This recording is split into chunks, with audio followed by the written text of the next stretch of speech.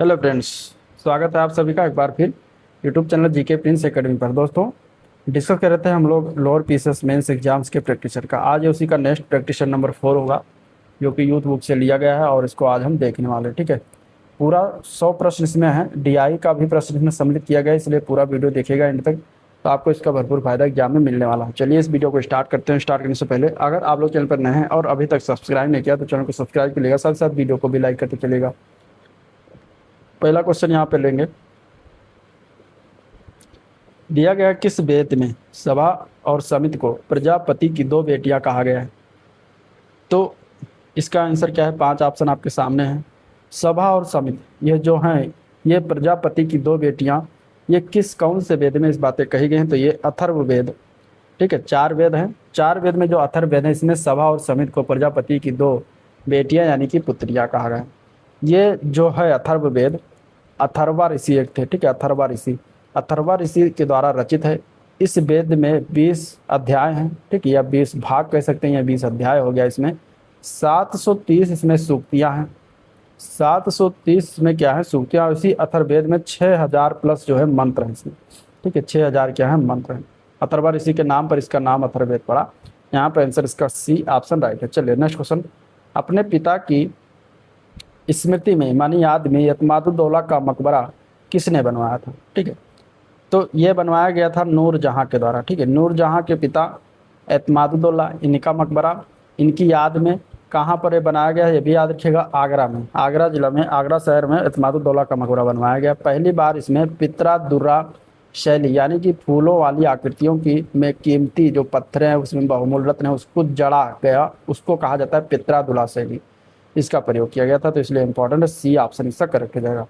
Next question है, प्रसिद्ध समाचार पत्र इंडियन ओपिनियन किसके द्वारा प्रारंभ किया गया?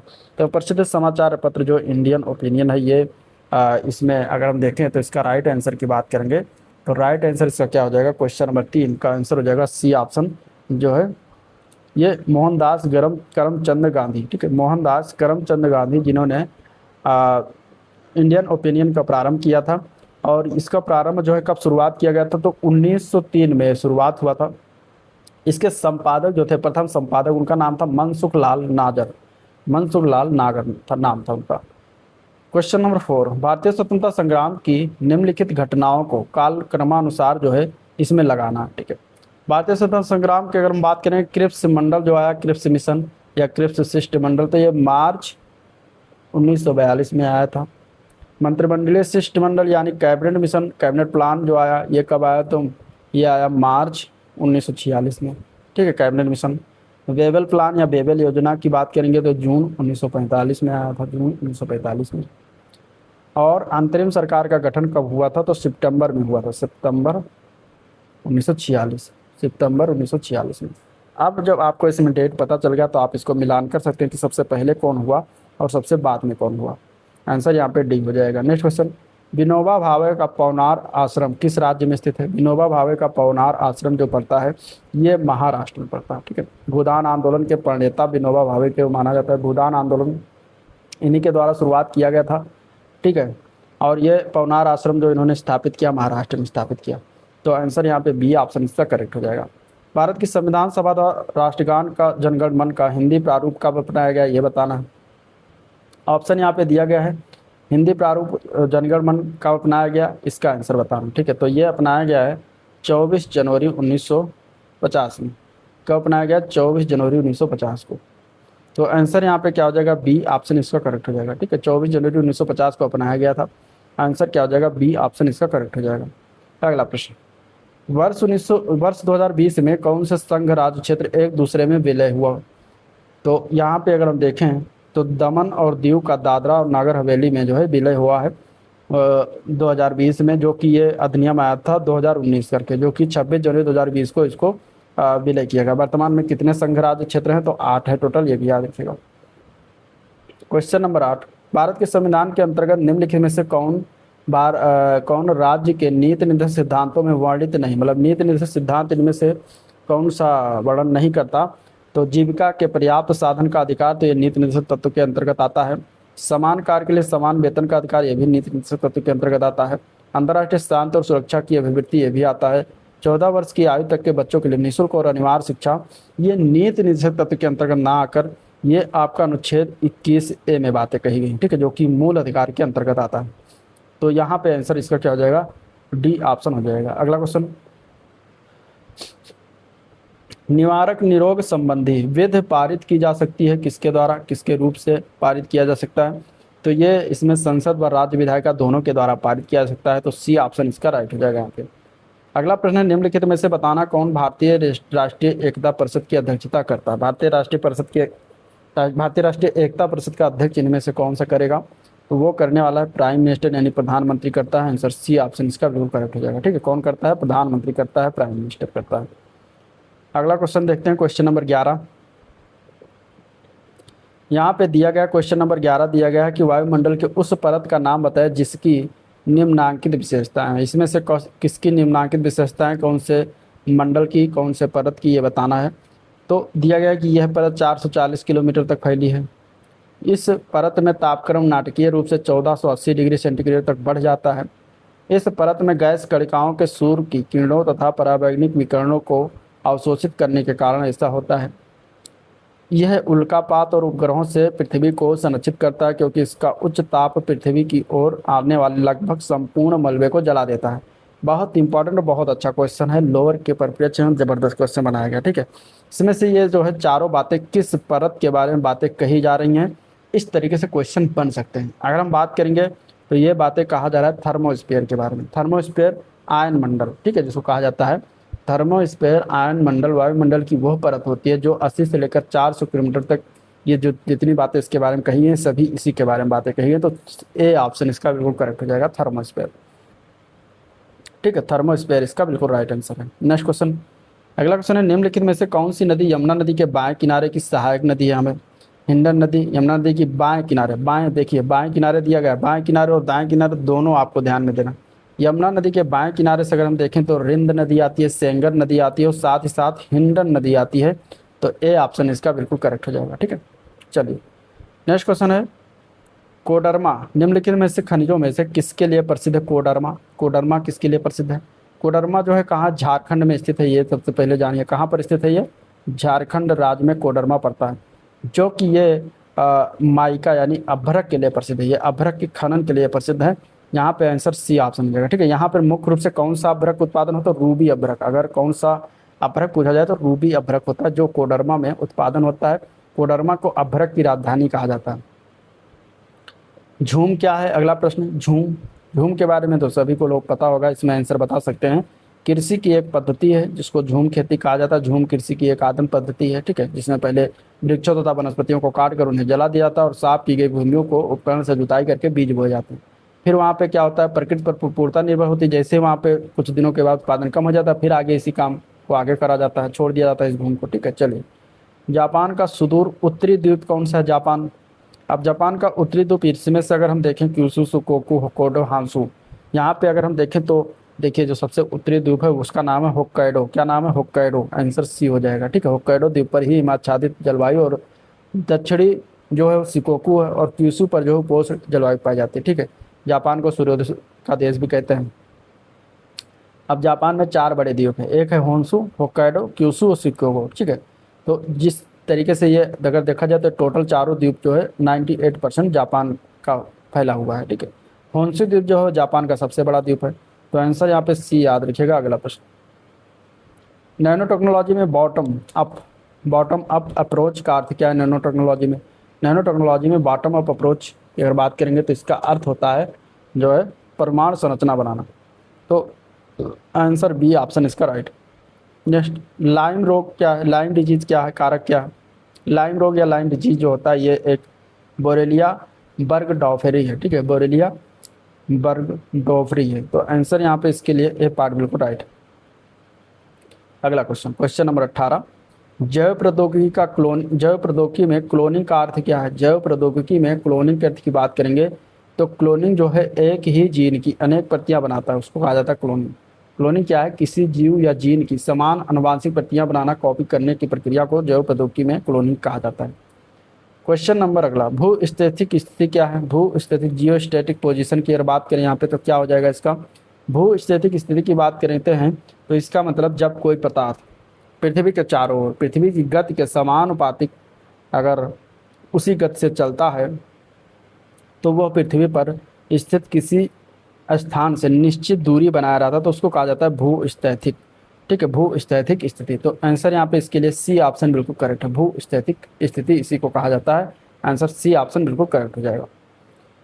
क्वेश्चन नंबर 20 है, निम्न में से कौन सा आवृत्ति बैंड इनसैट जीसैट उपग्रह संचार हेतु उपयोग में नहीं लिया जाता है इनमें से? तो यहाँ पर अगर देखें तो ये अगर इसरो के अनुसार, ठीक है, इंडियन स्पेस रिसर्च ऑर्गेनाइजेशन जो है अपना भारत का, उसमें भारत में उपग्रह संचार हेतु जो उपयोग में लाए जाने वाले प्रमुख आवृत्ति बैंड अगर देखें तो उसमें एस बैंड आता है, सी बैंड भी होता है, ठीक है, सी बैंड अपर स्टैंड सी बैंड हो गया, ठीक है, के यू बैंक भी होता है, के यू बैंड भी होता है, के ए बैंड भी होता है। यहाँ पे अगर हम देखें तो एम एफ बैंड इसमें नहीं होता, तो सी ऑप्शन यहाँ पे करेक्ट हो जाएगा। ठीक है, एम एफ आवृत्ति बैंड होता है, इसका उपयोग नहीं करा जाता। चलिए, रोजगार स्थितियों के आधार पर अर्थव्यवस्था को किस प्रकार के सेक्टरों में विभाजित किया जाता है? रोजगार स्थितियों के आधार पर किस व्यवस्था को इसमें से विभाजित किया? रोजगार स्थितियों के आधार पर अर्थव्यवस्था को संगठित और असंगठित सेक्टर में विभाजित करते हैं, तो संगठित और असंगठित सेक्टर इसका हो जाएगा राइट आंसर। ए पार्ट यहाँ पे करेक्ट है। नेफेड किससे संबंधित है? नेफेड संबंधित है। नेफेड किससे संबंधित है? नेफेड यानी कि राष्ट्रीय यानी कि नेशनल एग्रीकल्चर, ठीक है, सहकारी विपणन एंड संघ लिमिटेड, यानी कि राष्ट्रीय कृषि सहकारी विपणन एंड संघ लिमिटेड जिसको नेफेड कहते हैं, ये भारत में कृषि की उपज के लिए विपणन सहकारी समिति की एक शीर्ष एजेंसी है। तो यहाँ पे अगर क्या हो जाएगा इसका राइट आंसर? सी ऑप्शन हो जाएगा, कृषि उत्पादकों के विपणन से रिलेटेड है। और इसकी स्थापना कब हुई थी? तो 2 अक्टूबर 1958 को इसकी स्थापना की गई थी नेफेड की। इसकी नेफेड की स्थापना किया गया था, तो ये भी ध्यान में रखिएगा। क्वेश्चन नंबर 23 दिया गया कि भारत में औद्योगिक समूह विकास के संदर्भ में निम्नलिखित में से कौन सा सही नहीं है, इनमें से बताना है। यहाँ पे अगर पहला देखें तो दिया गया कि औद्योगिक समूह जो है एमएसएमई प्रतिभागियों के लिए उनके समावेशन, प्रौद्योगिकी अंतर्लयन और दक्षता सुधार में महत्वपूर्ण भूमिका निभाते हैं। तो ये समूह सही है, औद्योगिक समूह के बारे में बातें कर रहा है। औद्योगिक समूह जो है परंपरागत हथकरघा, हस्तशिल्प और एसएमई में सुस्पष्ट होते हैं, सही है। ठीक है, भारत में औद्योगिक समूह कार्यक्रम विभिन्न मंत्रालयों द्वारा संचालित किया जाता है, ये भी सही है। ठीक है, अलग अलग सबके मंत्रालय हैं। डी ऑप्शन है, औद्योगिक समूह से बाजारों में एकाधिपत्य का संवर्धन होता है। तो औद्योगिक समूह से बाजार में एकाधिपत्य माने मोनोपोली नहीं होती, तो ये डी ऑप्शन गलत हो जाएगा इसका। डी ऑप्शन जो औद्योगिक समूह के बारे में सही नहीं है, तो यहाँ पे आंसर इसका डी पार्ट बिल्कुल राइट है। क्वेश्चन नंबर 24, भारतीय अर्थव्यवस्था के संदर्भ में निम्नलिखित विचार करना है। बैंक दर, खुली बाजार कार्रवाई, लोक ऋण, लोक राजस्व, इसके बारे में बताना है कौन सा मौद्रिक नीति का घटक है। इनमें से इन चारों में से कौन सा मौद्रिक नीति के घटक हैं?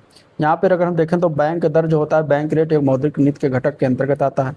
ओपन मार्केट ऑपरेशन, ये भी बैंक की नीति के अंतर्गत आता है। ठीक है, और इसमें अगर हम देखें मौद्रिक नीति में तो पब्लिक डेट और पब्लिक रेवेन्यू, ये दोनों जो है मौद्रिक नीति के अंतर्गत नहीं आता। तो आंसर यहाँ पे क्या सही? केवल 1 और 2, सी ऑप्शन बिल्कुल सही है। ठीक है, सी ऑप्शन बिल्कुल सही है यहाँ पे, बाकी दोनों नहीं है। नेक्स्ट क्वेश्चन, क्वेश्चन नंबर 25, 1991 की नई आर्थिक नीति का लक्ष्य क्या था? 1991 की जो आर्थिक नीति आई उसके अंतर्गत उदारीकरण, निजीकरण और वैश्वीकरण, ये तीनों चीज़ें अपनाई गई थी। ठीक है, और बाजारीकरण, इसके साथ ही साथ बाजारीकरण की प्रक्रिया भी अपनाई गई थी। तो उदारीकरण, निजीकरण और भूमंडलीकरण इसमें दिया गया, तो आंसर हो जाएगा डी ऑप्शन। इन तीनों सही, ये तीनों इसका लक्ष्य था, तो आंसर यहाँ पे डी ऑप्शन हो जाएगा। नेक्स्ट क्वेश्चन, घास के मैदान में पारिस्थितिकी तंत्र में पारिस्थितिकी पिरामिड का प्रकार इनमें से कौन सा होगा? क्षैतिज होगा, उल्टा होगा, या फिर ए व बी दोनों होगा? तो अगर हम देखें तो जो पारिस्थितिकी तंत्र का पिरामिड जो होता है वो कभी उल्टा होता है और कभी जो क्या होता है, क्षैतिज होता है। तो दोनों प्रकार का होता है, तो आंसर यहाँ पे क्या हो जाएगा? सी ऑप्शन हो जाएगा। ए व बी दोनों सही है। ठीक है, ए व बी क्या है? दोनों सही है। फूड चैन क्या है? खाद्य श्रृंखला इसको कहते हैं, ये क्या होती है? खाद्य श्रृंखला के बारे में क्वेश्चन है। खाद्य श्रृंखला क्या है? यहाँ पे अगर हम देखें 27, खाद्य श्रृंखला ऐसा कहते हैं कि एक जीव से दूसरे जीव को खाद्य का जो ऊर्जा का ट्रांसफ़र होता है, या ठीक है passage of food from one organism to another, तो उसको कहा जाता है खाद्य श्रृंखला। ठीक है, एक जीव से दूसरे जीव को खाद्य यानी कि और इस प्रकार की ऊर्जा जो है इसका पारण यानी गमन खाद्य श्रृंखला कहलाती है। तो यहाँ पे इसके लिए सी ऑप्शन बिल्कुल करेक्ट है। चलिए, कौन से वर्ष के वन संरक्षण अधिनियम के अधिनियमन से भारत में वनारोपण प्रक्रिया में तेजी आई? तो कौन सा वन संरक्षण अधिनियम था? तो वो था 25 अक्टूबर 1980। ठीक है, 25 अक्टूबर 1980 का वन संरक्षण जो अधिनियम था, उसके अधिनियमन से वनों की कटाई को नियंत्रित किया गया तथा वनीकरण को बढ़ावा दिया गया। तो आंसर यहाँ पे ए पार्ट इसका राइट हो जाएगा। चलिए अगला प्रश्न, क्वेश्चन नंबर 29। लुप्त प्राय भारतीय पौधों की प्रजातियों की लाल डेटा बुक यानी कि रेड डाटा बुक जो है किसने प्रकाशित की है? कौन प्रकाशित करता है ये बताना। लुप्त प्राय भारतीय पौधों की प्रजातियों की रेड डाटा बुक जो है भारतीय वानस्पतिक सर्वेक्षण जो कोलकाता में स्थित है इसके द्वारा प्रकाशित किया था। तो बी ऑप्शन इसका बिल्कुल राइट हो जाएगा। ठीक है, इसकी स्थापना कब हुई थी? तो 13 फरवरी 1890 को हुआ था। कब हुआ था? 13 फरवरी 1890 को हुआ था, ये भी ध्यान में रखिएगा। ठीक है चलिए नेक्स्ट क्वेश्चन। पर्यावरण निम्नीकरण के कारण मानव के लिए मुख्य हानि निम्नलिखित में से किसमें होती है? पर्यावरण निम्नीकरण के कारण मानव के लिए मुख्य हानि पारितंत्र सेवाओं में होती है। पारितंत्र सेवाएं जो है इकोसिस्टम सर्विस, उसमें होता है हानि, मेन हानि। तो आंसर यहाँ पे बी ऑप्शन करेक्ट है। ठीक है, पर्यावरण निम्नीकरण के कारण प्राथमिक उपभोक्ताओं की उत्पादन क्षमता क्या होती है? प्रभावित होती है। वायु प्रदूषण, जल प्रदूषण, ग्लोबल वार्मिंग, ये सभी पर्यावरण निम्नीकरण के ही दुष्परिणाम होते हैं। तो आंसर यहाँ पे हो जाएगा B option. Next question. Next question में कुछ आपदा संस्थान हैं और उनके कुछ सेंटर हैं, उनको हमें मिलान करना है। चलिए मिलान करते हैं सूची 1 और सूची 2 से। यहाँ पे दिया गया है कि सुनामी लहर चेतावनी। ठीक है, सुनामी लहर चेतावनी राष्ट्रीय भूकंप विज्ञान आंकड़ा केंद्र, ये कहाँ पर स्थित है? सुनामी वार्निंग सेंटर कहाँ पर स्थित है? भारत का पहला आपदा प्रबंधन प्रशिक्षण संस्थान कहाँ से? सुनामी लहर चेतावनी प्रणाली की बात करेंगे तो ये पड़ता है चेन्नई में। तो ए का हो जाएगा क्या? 4। ए का हो जाएगा 4। राष्ट्रीय भूकंप विज्ञान आंकड़ा केंद्र, राष्ट्रीय भूकंप विज्ञान आंकड़ा केंद्र पड़ता है नई दिल्ली में। तो ये हो जाएगा 3। ठीक है, सुनामी वार्निंग सेंटर की बात करेंगे तो ये पड़ता है हैदराबाद में। तो सी का हो जाएगा 1। और भारत का पहला आपदा प्रबंधन प्रशिक्षण संस्थान लातूर में ओपन हुआ। तो ये हो जाएगा इसका 2। तो इस प्रकार यहाँ पे मिलान करने के लिए था, इसको मिलाया गया। आंसर यहाँ पे बी ऑप्शन इसका बिल्कुल करेक्ट। अगला क्वेश्चन है, राज्य आपदा मोचन निधि का गठन किसके अंतर्गत किया गया है? राज्य आपदा मोचन निधि का गठन जो किया जाता है आपदा प्रबंधन अधिनियम 2005 की धारा 48(1) के ए के तहत किया जाता है। तो एक्ट जो है 2005 वाला, उसके धारा 48(1) के तहत किया जाता है। तो आंसर यहाँ पे सी ऑप्शन इसका बिल्कुल करेक्ट हो जाएगा। जल की कमी की अवस्था को कौन सा अकाल कहते हैं? अगर जल की कमी होगी तो उस अवस्था को कौन सा अकाल के अंतर्गत आता है? तो उसको कहा जाता है जल अकाल। क्या कहते हैं? जल अकाल कहते हैं, जो कि यहाँ पे दिया गया ऑप्शन में इस तरीके से जो है आपका सी ऑप्शन है। चलिए नेक्स्ट क्वेश्चन। पारिस्थितिकी संक्रमण अवधारणा का सर्वप्रथम प्रयोग किसने किया था? तो ये किया गया था, पारिस्थितिक संक्रमण अवधारणा जो है इसका सर्वप्रथम प्रयोग बेनेट के द्वारा किया गया था। तो आंसर बी ऑप्शन करेक्ट है। कब किया था इन्होंने? 1976 में। 1976 में इन्होंने किया था। तो आंसर यहाँ पे बी ऑप्शन बिल्कुल राइट है। पांडा भी उसी कुल का है जिसका इसमें से कौन सा है जिसमें पांडा भी उसी कुल में आता है? पांडा जो मूलतः है ये भालू कुल का पशु, तो भालू हो जाएगा आंसर ए पार्ट। ठीक है, मुख्यतः कहाँ पर पांडा पाया जाता है? चीन में पाया जाता है। इसका मुख्य भोजन बांस का पौधा है, उसकी पत्तियां होती हैं पांडा की। भारत का पहला परमाणु परीक्षण जो हुआ स्माइलिंग बुद्धा, ये कब हुआ था? परमाणु परीक्षण जो भारत का पहला था वो हुआ था 1974 में। उसका नाम क्या था? स्माइलिंग बुद्धा। आंसर हो जाएगा इसका ए ऑप्शन। अगला प्रश्न है, महर्षि सुश्रुत को किस क्षेत्र में फादर ऑफ सर्जरी कहा जाता है? महर्षि सुश्रुत जो थे इन्हें शल्य चिकित्सा का जनक माना जाता है। शल्य चिकित्सा यानी सर्जरी के हो जाएंगे यहाँ पे। आंसर इसका ए पार्ट बिल्कुल करेक्ट है। ठीक है, आंसर क्या हो जाएगा? ए ऑप्शन हो जाएगा। नेक्स्ट क्वेश्चन, भारत में द्विअनुपयोगी वस्तुओं के निर्यात को नियंत्रित करने वाला मुख्य कानून कौन सा है? तो इसका आंसर हो जाएगा WMD एक्ट 2005 हो जाएगा। ठीक है, ये क्या है? कानून भारत में द्विअनुपयोगी वस्तुओं के निर्यात को नियंत्रित करता है ताकि उसका दुरुपयोग ना हो सके। अगला प्रश्न है, भारत का सबसे शक्तिशाली रॉकेट कौन सा है? 2026 तक बताना है। तो इसमें से अगर हम देखें तो GSLV MK3 जो है भूस्थितिक उपग्रह प्रक्षेपण यान मार्क 3 जो है सबसे शक्तिशाली रॉकेट है। तो यहाँ पे आंसर इसका बी पार्ट बिल्कुल राइट हो जाएगा। ठीक है, S-400 मिसाइल सिस्टम भारत ने किस देश से प्राप्त किया? इंपॉर्टेंट क्वेश्चन, क्योंकि इस तरीके से क्वेश्चन बनते हैं। तो SSSC जैसे राफेल के बारे में एक क्वेश्चन बनाया था, ठीक है, जूनियर स्टैंड में। तो ये S-400 मिसाइल जो है सिस्टम अगर बात करेंगे तो ये रूस से प्राप्त किया है। रूस है आंसर में, तो आंसर ए पार्ट हो जाएगा। ठीक है, आंसर क्या आ जाएगा, ए पार्ट हो जाएगा। नेक्स्ट क्वेश्चन, अगला क्वेश्चन है 41 नंबर क्वेश्चन कुछ इस तरीके से दिया गया कि हाल ही में केंद्रीय स्वास्थ्य मंत्री जेपी नड्डा द्वारा लॉन्च किया गया स्वदेशी रूप से निर्मित टिटनेस और एडल्ट डिप्थीरिया वैक्सीन यानी टीडी वैक्सीन, टीडी वैक्सीन अगर किया जाए तो इसको भी समझिए, टीडी वैक्सीन किस संस्थान द्वारा निर्मित किया गया है। टीडी वैक्सीन जो है ये कौन सा संस्थान है जो जिसने निर्मित किया है, तो ये केंद्रीय अनुसंधान संस्थान CRI जिसको कहते हैं कसौली में स्थित है।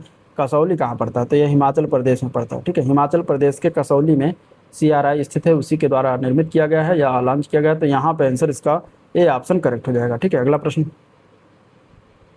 क्वेश्चन नंबर 42, किस देश के अंतरिक्ष शोध संस्थान ने अपने देश द्वारा लॉन्च किए जाने वाले चंद्रमा मिशन के लिए लैंडिंग साइट के रूप में चांद पर मोन्स मोन्टन 4 को चुना है। कौन से देश के अंतरिक्ष शोध संस्थान के द्वारा ये चुना गया है, तो ये चुना गया है भारत के द्वारा। ठीक है, भारत का कौन सा अंतरिक्ष शोध संस्थान, उसका नाम क्या है, इसरो।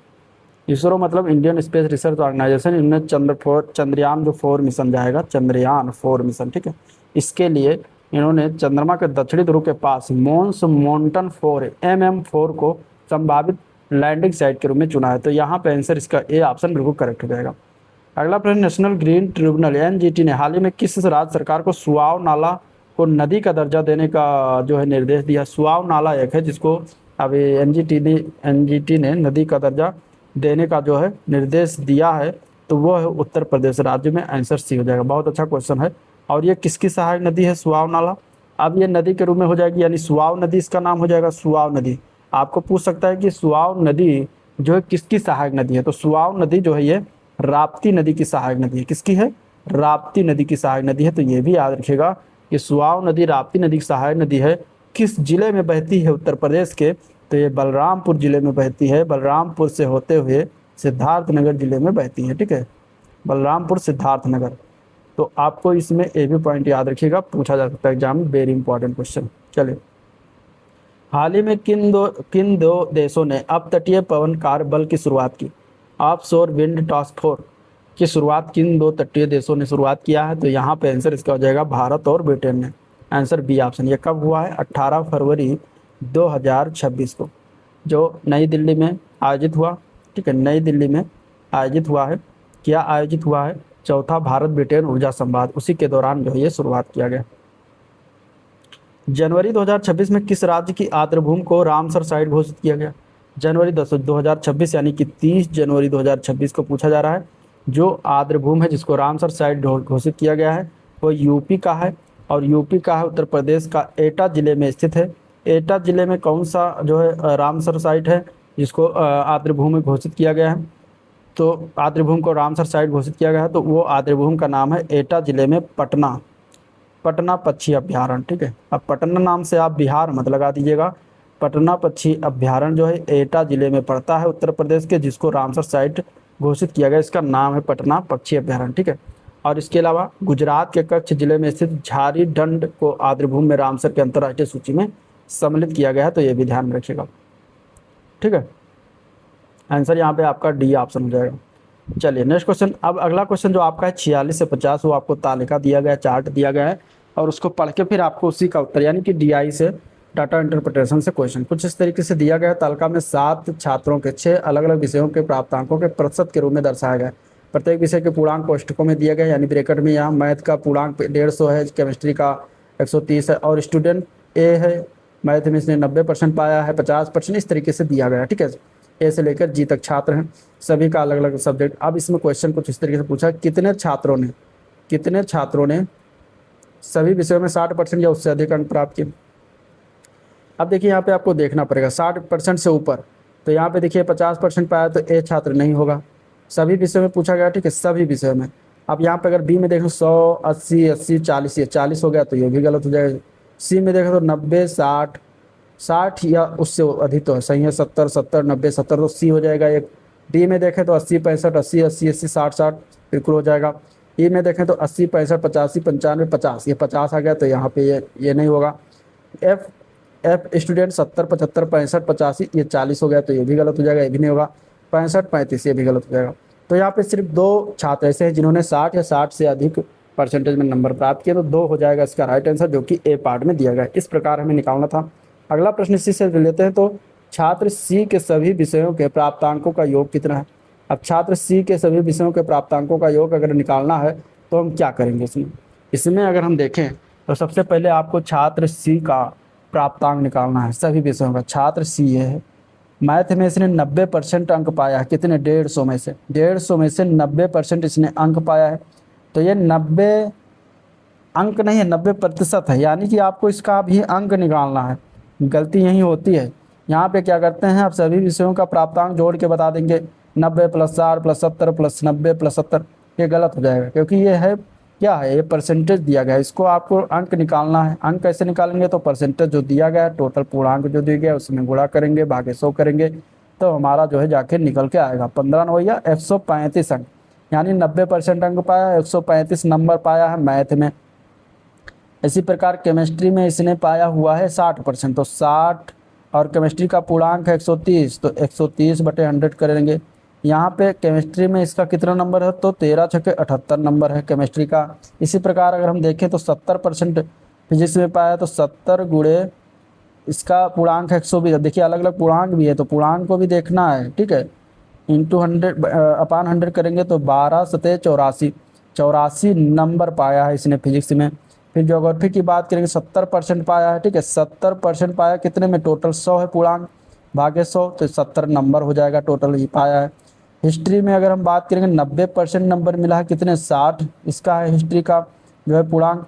तो इंटू 100 अपान 100 के अंदर 9 छक 54 नंबर पाया है 60 में से।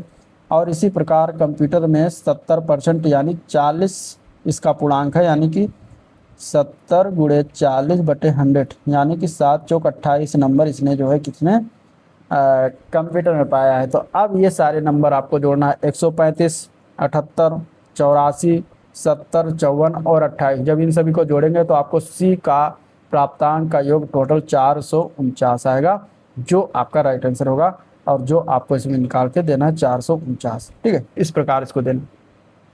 इसी प्रकार दिया गया जी का कुल प्रतिशत कितना है, जी का कुल प्रतिशत दिखाना है। अब जी का कुल प्रतिशत के लिए क्या करेंगे, पहले जी का जितना भी प्राप्तांक है ये हम क्या करें, इसमें प्राप्तांक निकालेंगे, प्राप्तांक को टोटल जोड़ेंगे, इसके बाद कुल प्रतिशत निकालेंगे, इन सभी का पूर्णांक जोड़ेंगे और इनका प्राप्तांक जो आएगा इनको जोड़ेंगे, फिर उसको डिवाइड करेंगे, इंटू 100 करेंगे, हमारा प्राप्तांक निकल के आएगा, हमारा परसेंटेज निकल आएगा। इस तरीके से जी का जो है प्राप्तांक निकलेगा। अगर हम इसका मान निकालें, जैसे कि मैथ में इसने कितना नंबर पाया, पहले नंबर ही याद कर लेते हैं।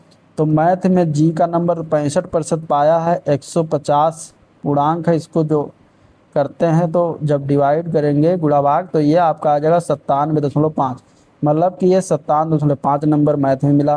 केमिस्ट्री में ये 35% पाया है 130 में से, इसको डिवाइड करेंगे तो आपका आ जाएगा केमिस्ट्री में 45.5, ठीक है।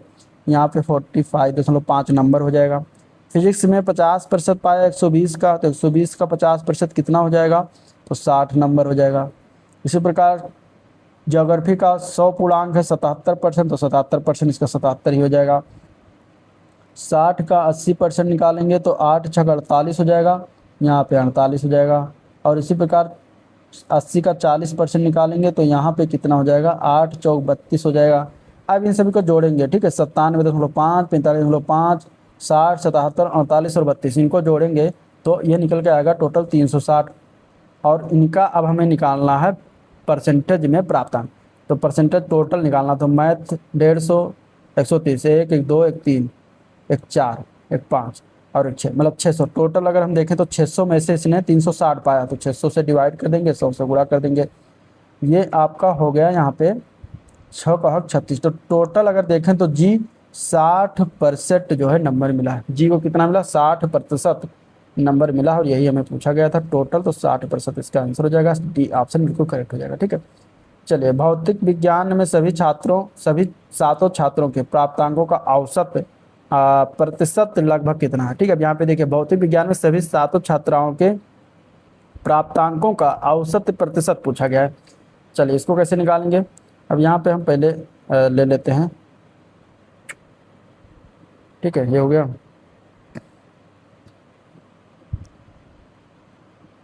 पेज ले लेते हैं।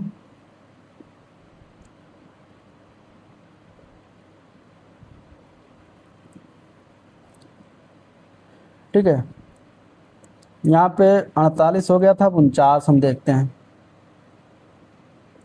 49 नंबर अगर हम क्वेश्चन देखें, 49 क्या कह रहा है भौतिक विज्ञान में, ठीक है, भौतिक विज्ञान में यहाँ पे देखिए 49 नंबर क्वेश्चन है, भौतिक विज्ञान में सभी सातों छात्राओं के प्राप्तांकों का औसत प्रतिशत कितना है। तो भौतिक विज्ञान का हम सभी सातों छात्राओं के प्राप्तांकों का औसत पहले निकाल लेंगे, उनका जोड़ निकालेंगे, औसत प्रतिशत जोड़। ठीक है, 49 नंबर क्वेश्चन भौतिक विज्ञान ये है।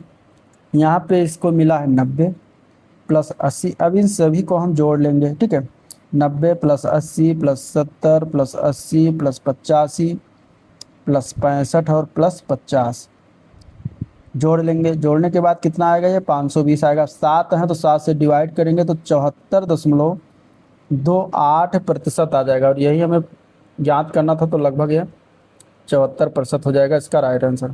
74% इसका राइट आंसर हो जाएगा, जो कि दिया गया है। सिंपल आंसर यहाँ पे क्या हो जाएगा, डी ऑप्शन इसका करेक्ट हो जाएगा।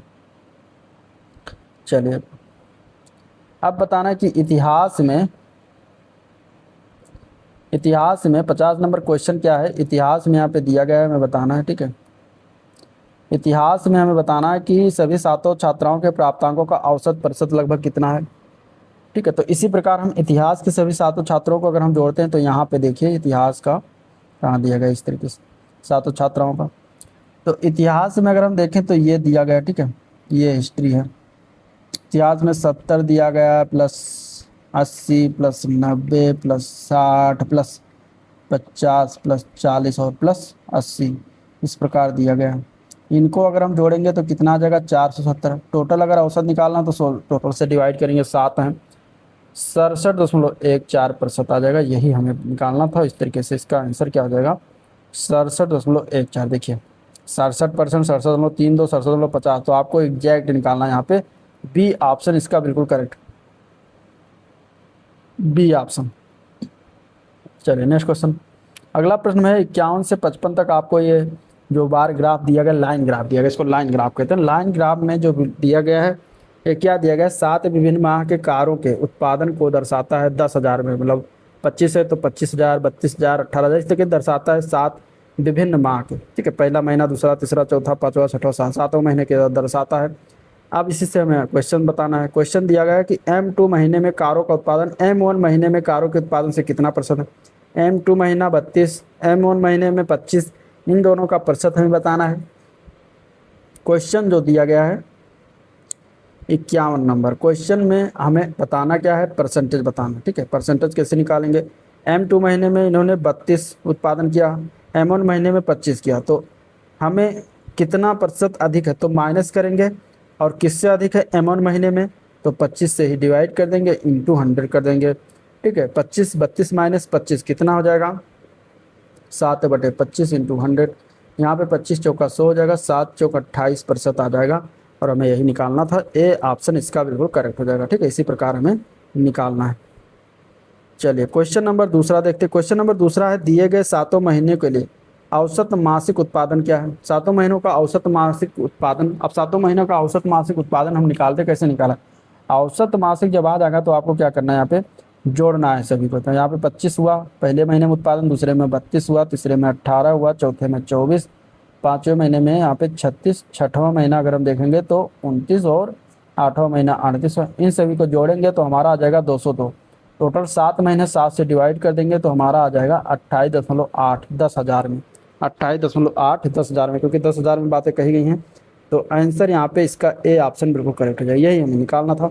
आंसर ए पार्ट बिल्कुल करेक्ट है। नेक्स्ट क्वेश्चन, निम्नलिखित महीनों किस महीने में कारों का उत्पादन पिछले महीने से सर्वाधिक वृद्धि हुई। M2, M4, M5, M7। अब सभी का हमें क्या निकालना है, उत्पादन में वृद्धि निकालना। कैसे निकालेंगे, तो M2 में कैसे निकालेंगे, तो M2 में देखते हैं यहाँ पे। अगर हम M2 का निकालते हैं, ठीक है, अगर हम M2 का निकालते हैं तो M2 में अगर हम देखें, M2 में उत्पादन कितना हुआ, 32 हुआ। M1 का निकालेंगे, इसी प्रकार M1 से घटा देंगे तो हमारा कितना उत्पादन में वृद्धि हो जाएगी M2 माह में, तो 32 माइनस 25, 7 वृद्धि हुआ।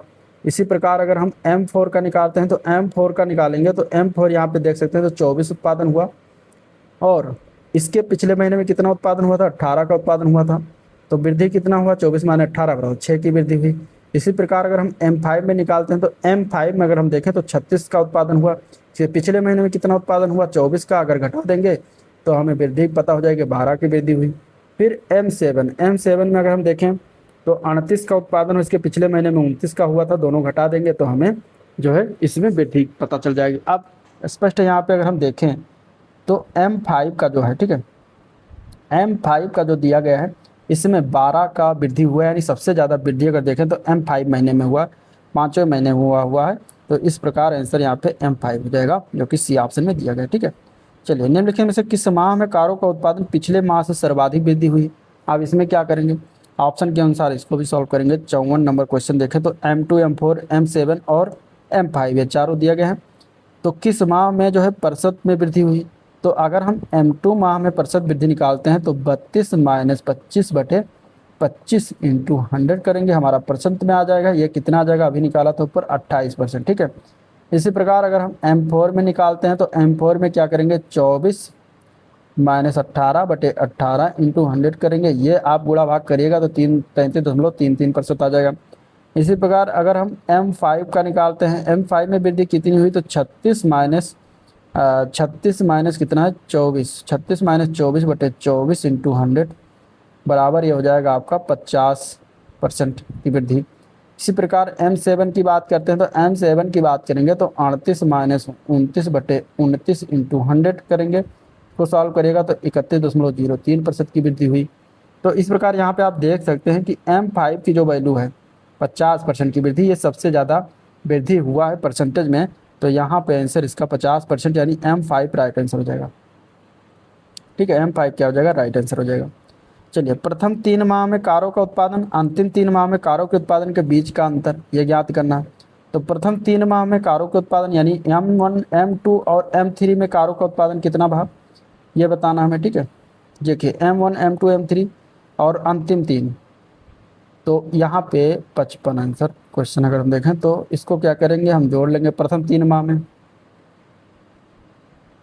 प्रथम 3 माह की अगर बात करेंगे तो 25 + 32 + 18 75 हुआ। और अंतिम 3 माह में तो 36, ये हो गया 36, 29 और 38, 36 + 29 + 38, ये हमारा कितना हो जाएगा, 103।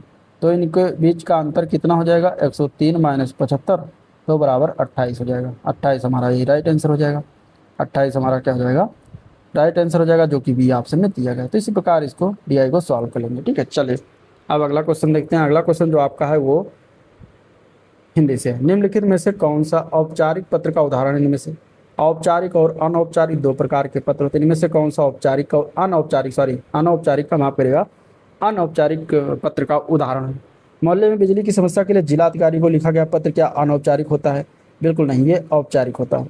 बहन के विवाह में शामिल होने के लिए मित्र को, हाँ ये जो होता है अनौपचारिक। जो अपने रिश्तेदारों में, रिलेशन में, संबंध में सगे को लिखते हैं तो वो पत्र अनौपचारिक होता है। बाकी सारे औपचारिक पत्र होते हैं। ठीक है, बाकी सारे औपचारिक होते हैं।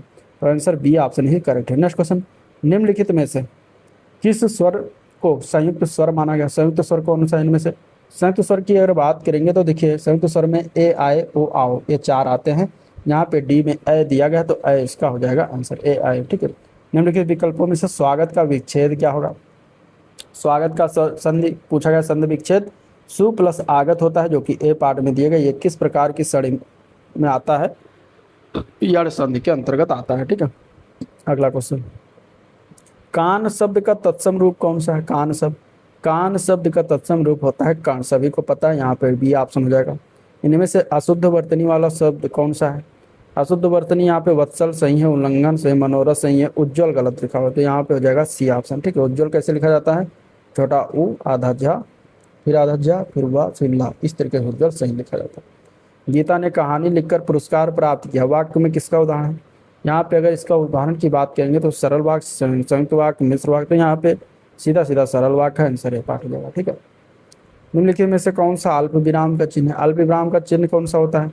अल्प विराम का चिन्ह जो कामा लगता है ये अल्प विराम होता है। ठीक है, ये बाकी विस्मयादिबोधक, ये पूर्ण विराम, ये क्वेश्चन मार्क यानी प्रश्नवाचक हो जाएगा।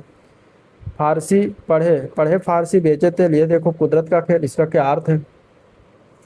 इसके अर्थ की अगर बात करेंगे तो यहाँ पे इसका आंसर हो जाएगा योग्यता होते हुए भी। विविधता के कारण निम्न स्तर का कार्य करना, तो उसको ये मुहावरा लोकोक्तियाँ जो है सही बैठता है। तो आंसर यहाँ पे बी ऑप्शन करेक्ट हो जाएगा। मेरे दोस्त के लिए चाय लाइए, यहाँ पे इसका राइट आंसर क्या है? इस वाक्य में कौन सा कारक है? मेरे दोस्त के लिए चाय लाइए, यहाँ पे के लिए मतलब संप्रदान हो जाएगा। आंसर क्या है यहाँ पे? डी ऑप्शन इसका बिल्कुल करेक्ट है। ठीक है, चलिए नेक्स्ट क्वेश्चन। इनमें से कौन सा शब्द आमिष का विलोम है? आमिष का विलोम की अगर बात करें तो यहाँ पे राइट आंसर क्या हो जाएगा? आमिष का विलोम निरामिष होता है। Answer C option correct. और सामिष का विलोम भी निरामिष होता है। चलिए अब क्वेश्चन देखेंगे कंप्यूटर के, फिर इसके बाद यूपी, इसके बाद खत्म करते हैं। एक्यूमुलेटर का एक समकालित घटक कौन सा? एक्यूमुलेटर सीपीयू यानी सेंट्रल प्रोसेसिंग यूनिट का समकालित घटित होता है। तो यहाँ पे सीपीयू इसका राइट आंसर है। ए पार्ट बिल्कुल करेक्ट है। अगला प्रश्न, मेमोरी आकार और प्रदर्शन के आधार पर किस प्रकार के कंप्यूटर को बिग आयरन के रूप में जाना जाता है? Big iron. तो यहाँ पे अगर हम देखें तो मेमोरी आकार और प्रदर्शन के आधार पर इसमें से बिग आयरन के रूप में कंप्यूटर जो माना जाता है वो मेन फ्रेम कंप्यूटर होता है। सी ऑप्शन करेक्ट है। ठीक है, तो इसका प्रयोग हम जनगणना में करते हैं। उद्योग एवं उपभोक्ता के आंकड़े, एंटरप्राइज जो संसाधन योजना और लेन देन प्रसंस्करण, उसके थोक डेटा प्रोसेसिंग का कार्य करा जाता है। तो आंसर सी ऑप्शन बिल्कुल राइट है। अगला प्रश्न, किसी समस्या को परिभाषित करने की प्रक्रिया कुछ चरणों की शर्तें हैं और फिर प्रत्येक चरण की खोज को आगे किसके रूप में जाना जाता है? तो उसको हम जानते हैं स्टेप वाइज रिफाइनमेंट के लिए। ठीक है, चरणवार शोधन कहा जाता है उसको। आंसर यहाँ पे इसका ए ऑप्शन करेक्ट हो जाएगा। ठीक है, नेक्स्ट क्वेश्चन। एक कंप्यूटर सिस्टम की विशेषता है जो तर्क करने और सीखने और समस्या हल करने में सक्षम, उसे क्या कहा जाता है? तो उसको कहा जाता है एआई, आर्टिफिशियल के बारे में बातें कर रहा है। तो आंसर ए पार्ट इसका करेक्ट हो जाएगा। अगला प्रश्न, निम्नलिखित में से कौन इंगित करेगा कि मदरबोर्ड बैटरी विफल हो गई है? मदरबोर्ड की बैटरी विफल हो गई है, तो ये बताता है कौन? हार्डवेयर सेटिंग, वर्तमान दिनांक और समय सहित डिफ़ॉल्ट मानों को वापस लौटने में अगर हम बात करेंगे तो प्रत्येक पीसी के एक मदरबोर्ड में एक बैटरी होती है जो दो उद्देश्यों को पूरा करती है। कॉन्फ़िगरेशन मेमोरी का काम करती है और फीड करती है, और कंप्यूटर की रियल टाइम क्लॉक को जो है फीड करती है। तो जब मदरबोर्ड की बैटरी करप्ट होगी तो यह वर्तमान जो दिनांक होता है, तारीख होता है, डेट होता है, समय होता है, वो सभी क्या होता है? वापस अपने डिफ़ॉल्ट मानों पर लौट जाएंगे, जिससे कि ये इंगित होगा। आंसर यहाँ पे क्या है? D option correct. Next question, उस नई तकनीक को क्या कहते हैं जो एक कृत्रिम दुनिया के सृजन की क्षमता प्रदान करते हैं, उसमें लोग परस्पर अंतःक्रिया भी करने लगते हैं? तो उसको क्या कहा जाता है? तो उसको कहते हैं वर्चुअल रियलिटी। क्या कहते हैं? आभासी वास्तविकता कहते हैं। Answer B option correct. अगला प्रश्न, वायरस का फुल फॉर्म पूछा गया। वायरस का फुल फॉर्म क्या होता है? वायरस का फुल फॉर्म की बात करेंगे, vital information resource under seize होता है। बी ऑप्शन इसका बिल्कुल करेक्ट है। ठीक है, इसका पूरा नाम यही है। अगले प्रश्न में एटीएम का फुल फॉर्म पूछा गया। एटीएम का फुल फॉर्म क्या होता है? तो ऑटोमेटेड टेलर मशीन होता है, सभी को पता है। यहाँ पे बी ऑप्शन इसका करेक्ट हो जाएगा। ठीक है, चलिए, आपकी मौजूदा फाइल नए रूप में किसके द्वारा सेव की जा सकती है बिना आपकी मूल साइज को अधिलेखित किए बिना? तो यहाँ पे इसका right answer save as. Save as से ये सारी चीज़ें कर सकते हैं। यहाँ पे save, answer C option right है। वर्ड में आप निम्न में से किन फंक्शन की को दबाकर find and replace dialog box जो है प्रदर्शित करते हैं? माइक्रोसॉफ्ट वर्ड, एमएस वर्ड की बात कर रहा है। एमएस वर्ड में अगर आप find and replace dialog box open करना है तो कौन सा शॉर्टकट की क्लिक करेंगे? तो F5 का क्लिक करते हैं। आंसर ए पार्ट इसका राइट हो जाएगा। स्प्रेडशीट के विश्लेषण के लिए निम्न में से कौन सा डिवाइस नहीं है इनमें से? तो यहाँ पे अगर हम देखें स्प्रेडशीट के विश्लेषण के लिए, तो यहाँ पे देखें मेल मर्ज। मेल मर्ज ये नहीं होता। मेल मर्ज जो होता है एमएस वर्ड की महत्वपूर्ण जो है क्या होती है? सुविधा होती है, और जिसके द्वारा आप किसी एक ही पत्र अनेक व्यक्तियों को भेज सकते हैं। जबकि part if analysis, goal seeking और सॉर्टिंग, ये सारी चीज़ें जो होती हैं स्प्रेडशीट के विश्लेषण के लिए टूल होती हैं। ठीक है, चलिए, यदि सैंपल वर्कशीट में एमएस एक्सेल सूत्र सीलिंग B110 लागू किया जाए तो उसका परिणाम क्या होगा? सीलिंग नंबर सिग्निफिकेंस अगर दिया, जिस नंबर को राउंड करना है, सिंटेक्स से दिया जाता है नंबर सिग्निफिकेंस वो मल्टीपल डिजिट्स में राउंड करना है। सीलिंग B110 यानी कि अगर आप देखें तो सीलिंग अगर 45 10 लिखा हुआ है तो इसका मतलब 45 को शून्य से दूर ऊपर की तरफ 10 के निकट मल्टीपल तक राउंड करेगा, तब इसका परिणाम कितना आएगा? 50 आएगा। तो यहाँ पे अगर हम देखें तो इसका आंसर ए पार्ट हो जाएगा। आंसर क्या हो जाएगा? ए ऑप्शन हो जाएगा, जो है इसका बिल्कुल करेक्ट है। और B1 की जगह यहाँ पे गलत है। B1 की जगह यहाँ पे 45 होना चाहिए। ठीक है, तब ये 50 आएगा। चलिए, अगला प्रश्न, इनमें से किसका अर्थ उन अवांछित वाणिज्यिक ईमेल से है जिनके इंटरनेट पर बाढ़ रहती? तो वो होता है स्पैम। आंसर यहाँ पे डी ऑप्शन हो जाएगा। निम्नलिखित में से उस विकल्प का चयन करें जो शेष तीनों से असंगत, विंडोज, यूनिक्स, डॉस और मैकेफी। अगर हम देखें यहाँ पे तो जो मैकेफी है ये अलग एक सॉफ्टवेयर है, ठीक है। बाकी यूनिक्स, विंडोज और डॉस जो होता है ऑपरेटिंग सिस्टम का उदाहरण। तो आंसर यहाँ पे डी हो जाएगा। सी मॉस क्या है? सी मॉस का पूरा नाम बताना, ठीक है। सी मॉस का पूरा नाम CMOS, इसका पूरा नाम है complementary metal oxide semiconductor. Answer यहाँ पे डी ऑप्शन इसका बिल्कुल राइट है। डी ऑप्शन इसका बिल्कुल राइट है, ठीक है। CMOS क्या होता है? एक तरह की बैटरी चिप होती है जो मदरबोर्ड पर लगी होती है और एक बैटरी की मदद से चलती है, ठीक है। पूरा नाम ये होता है। Next question. अब क्वेश्चन आपका आ गया उत्तर प्रदेश से। उत्तर प्रदेश में प्रमुख रबी फसलें कौन सी है? रबी फसल, खरीफ फसल। रबी फसल की बुआई अक्टूबर नवंबर में होती है। उसमें गेहूं, जौ, चना, सरसों, मटर होता है, जो कि ए पार्ट में दिया गया है, गेहूं, चना, मटर, सरसों, जौ। तो ये हो जाएगा आपका रबी का फसल, ठीक है। इसके अलावा धनिया भी होता है, अलसी भी होता है। उत्तर प्रदेश भारतीय संघ में कितने राज्यों के साथ अपनी सीमा साझा करता है? तो कितने राज्यों के बाद 6, 8, 9, 11, 4 ऑप्शन दिए गए, मतलब पाँचों हैं। यहाँ पे अगर हम देखें तो आंसर हो जाएगा यहाँ पे राज्य की बात करेगा तो 8 राज्यों और एक केंद्र शासित प्रदेश, टोटल 9 के साथ लगता है। तो राज्यों की बात करेगा तो 8 यहाँ पे राइट आंसर हो जाएगा। और सोनभद्र एक ऐसा जिला जो 4 राज्यों से खुद टच करता है। उत्तर प्रदेश के रजा लाइब्रेरी निम्नलिखित में से किस शहर में स्थित है? रजा लाइब्रेरी की बात करें तो यहाँ पे अगर हम देखें तो आंसर इसका क्या हो जाएगा? रजा लाइब्रेरी जो है कहाँ पर पड़ता है? रामपुर शहर में पड़ता है। ऑप्शन में नहीं होगा होने की वजह से ई ऑप्शन सही है, नन ऑफ दी ऊपर में से कोई नहीं। 1774 में इसकी स्थापना की गई थी। कब बनाया गया था? 1774। काफ़ी पुरानी लाइब्रेरी है। आंसर हो जाएगा इसका रामपुर। Next question. गलत जोड़े को पहचाना। मुईपुर बांध कहाँ है? सोनभद्र में है क्या? तो मुईपुर बांध जो है सोनभद्र में है। पीली बांध जो है कहाँ पर है? बिजनौर में। लहचूरा बांध कहाँ पर है? झांसी में। जामनी बांध कहाँ पर है? ललितपुर में। तो अगर हम देखें तो सारे बांधें जो है क्या है? सही हैं।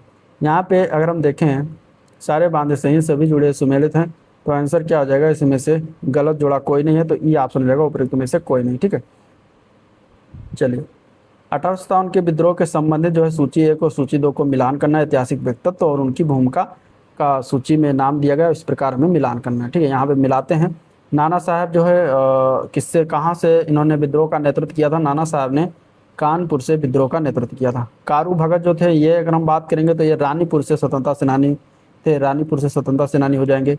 मौलवी अहमद उल्ला शाह की अगर बात करें तो फैजाबाद के अगड़ी व्यक्ति हैं, ठीक है। इन्होंने 1857 का विद्रोह जो हुआ था यहाँ से नेतृत्व किया था। खान बहादुर खान जो है इन्होंने बरेली में अपनी सरकार बनाई थी।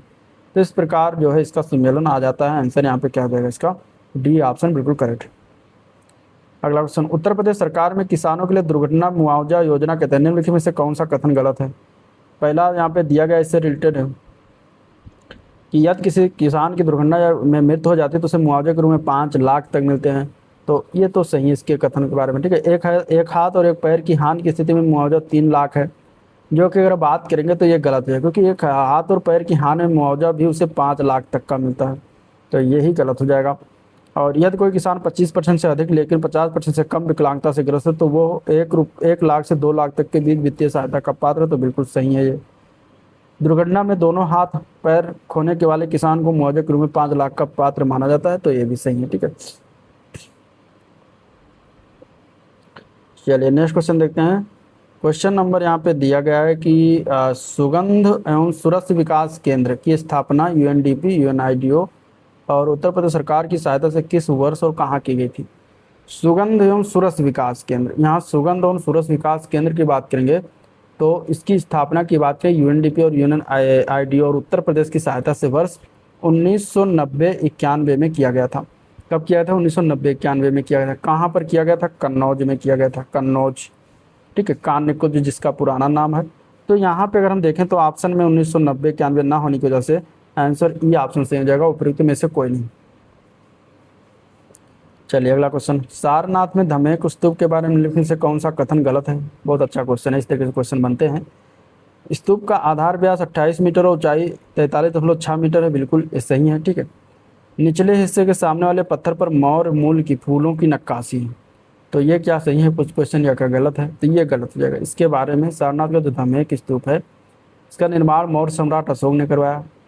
धम्मेक स्तूप ठोस गोलाकार बुर्ज की भांति है। स्तूप के निचले भाग में चारों ओर समान दूरी पर 8 बड़े बड़े आले हैं, जिसमें बुद्ध की मूर्तियां विभिन्न मुद्राओं से निर्मित सुंदर खुदे प्रस्तरों से आच्छादित है, और इसमें जो फूल की नक्काशी हो मौर्य काल की न होकर गुप्त काल की है। गुप्त काल, ठीक है, तो यहाँ पर ये गलती की गई। बाकी सी ऑप्शन जो दिया गया है, इसे 249 ईस्वी में मौर्य राजा अशोक के द्वारा बनाई गई पुरानी संरचना प्रतापी में 500 ईस्वी में बनाया गया था, बिल्कुल। और ये स्तूप हिरणपाक ऋषिपत्तनम में स्थित, जहाँ बुद्ध ने ज्ञान प्राप्त करने के बाद अपना पहला उपदेश दिया था, तो ये भी सही है। अगला क्वेश्चन, निम्नलिखित में से किसे उत्तर प्रदेश में मंदिरों के शहर के रूप में जाना जाता है? मंदिरों के शहर के रूप में जाना जाने वाला काशी वाराणसी हो जाएगा। आंसर ए पार्ट करेक्ट हो जाएगा, ठीक है। नेक्स्ट क्वेश्चन, निम्नलिखित में से कौन सा शहर चर्म उद्योग के लिए प्रसिद्ध है? चर्म उद्योग की बात करेंगे तो यहाँ पे आंसर हो जाएगा सी ऑप्शन कानपुर।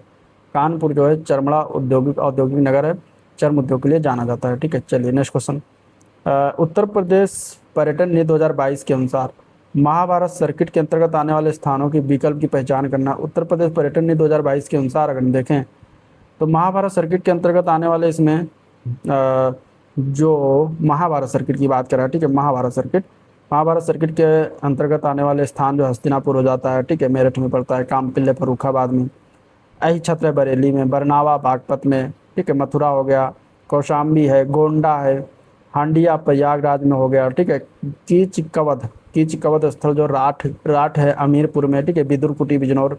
यहाँ पे मथुरा, गोंडा, प्रयागराज, कौशाम्बी, ये आंसर इसका सही है, सी ऑप्शन राइट हो जाएगा। चलिए, उत्तर प्रदेश के महत्वपूर्ण राज्य सरकार संस्थानों के बारे में निम्नलिखित में से कौन सा कथन सही है इनमें से? यहाँ पे अगर हम देखें तो आंसर क्या हो जाएगा, दिया गया उत्तर प्रदेश लोक सेवा आयोग की स्थापना 1937 में हुई थी क्या?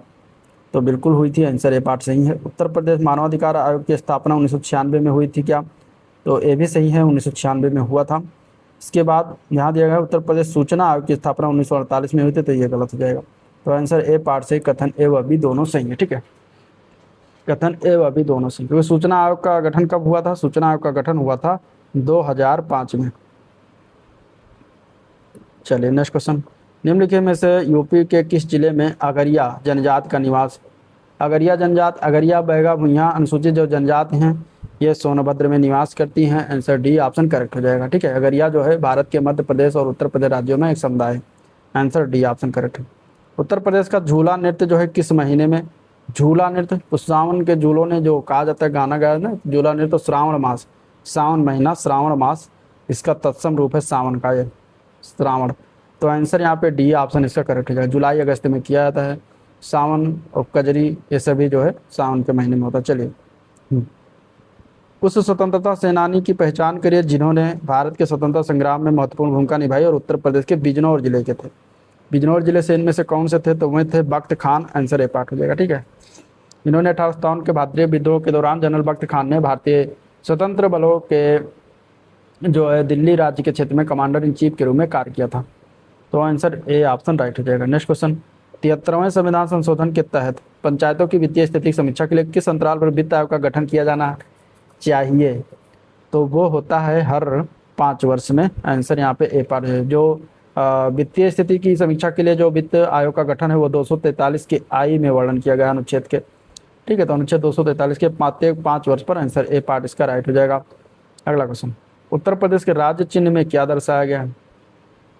उत्तर प्रदेश का जो राज्य चिन्ह है उसमें धनुष बाण दिया गया है, ठीक है, जो भगवान राम का प्रतीक सहित मछलियों की एक जोड़ी को दर्शाया गया, जो अवध का शासन था उससे लिया गया, ठीक है। मछलियों की जो जोड़ी है, धनुष बाण और मछलियों की एक जोड़ी है, उसमें साथ में जो है धनुष तीर, ये प्रतीक भगवान राम से संबंधित है, और तरंगों वाला वृत्त उसमें दिखाया गया जो जल की तरंगों जैसा प्रतीत होता है और उत्तर प्रदेश की नदी संस्कृति गंगा यमुना को दर्शाता है। मछलियाँ जो है चुनार राजवंश और अवध के नवाबों की विरासत को दर्शाता है। तो आंसर बी ऑप्शन इसका करेक्ट हो जाएगा। कौन सा जिला धान उत्पादन के लिए प्रसिद्ध है? इसमें से धान उत्पादन चंदौली जिला, ठीक है, इसको धान का कटोरा भी कहा जाता है। चंदौली जिला जरी जरदोजी के लिए भी प्रसिद्ध है। इसका गठन कब हुआ? 1997 में। इसका गठन वाराणसी से अलग करके किया गया था चंदौली का। चलिए, उत्तर प्रदेश का कालिंजर मेला प्रतिवर्ष कहाँ आयोजन होता है? कालिंजर मेला अगर बात करेंगे तो बांदा जिला हो जाएगा। आंसर सी ऑप्शन करेक्ट हो जाएगा, ठीक है। तिगरी मेला का आयोजन अमरोहा में होता है, इसको भी याद रखिएगा। तिगरी मेला कौन सा मेला है? नाम इसको ध्यान में रखिएगा, तिगरी। तिगरी मेला का आयोजन कहाँ होता है? अमरोहा में होता है। ठीक है। रथ यात्रा मेला कहाँ होता है? वाराणसी में। सोरों का मेला होता है बलिया में। बटेश्वर का मेला कहाँ होता है? आगरा में। उत्तर प्रदेश का राज्य पक्षी कौन सा? अगला प्रश्न, सारस क्रेन, सभी को पता है। वैज्ञानिक नाम क्या है इसका? रेग्रस एंटीगोन, याद रखिएगा। आंसर डी ऑप्शन रहेगा। ठीक है, तो ये था ओवरऑल वीडियो जिसको हम लोगों ने देखा। डीसीसी वीडियो पसंद आया तो लाइक करिए, चैनल को सब्सक्राइब नहीं करें सब्सक्राइब करिएगा, साथ ही साथ शेयर भी करिएगा। और आज का वीडियो प्रिंट करते हैं, मिलते हैं नेक्स्ट वीडियो में, तब तक के लिए थैंक यू।